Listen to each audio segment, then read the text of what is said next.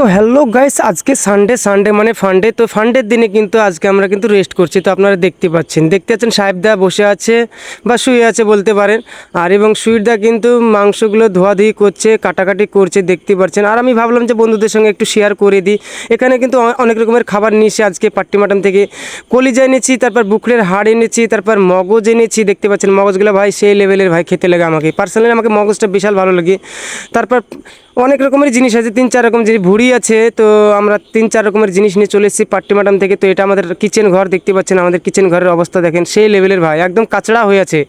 আমাদের কিচেন ঘরটা একদম কাচড়া আছে, পরিষ্কার করেনি। তবু আজকে পরিষ্কার করার চেষ্টা করবো, কেননা সানডে মানে ফান্ডে মানেই হচ্ছে আপনার ক্লিনিংয়ের দিন, মানে সব কিছু কাচাকুচা এবং পরিষ্কার করার দিন। তো আমাদের রুমের সামনে কিন্তু অলরেডি বাগান আছে। বাগানটা কিসের বাগান জানেন? এটা জায়ফলের বাগান এবং নারকেলের গাছ আছে, কলা গাছ আছে, অনেক রকমের পেয়ারা গাছ আছে, লেবু গাছ আছে, পিঁপে গাছ আছে, সব রকমের আপনি এখানে গাছ পেয়ে যাবেন।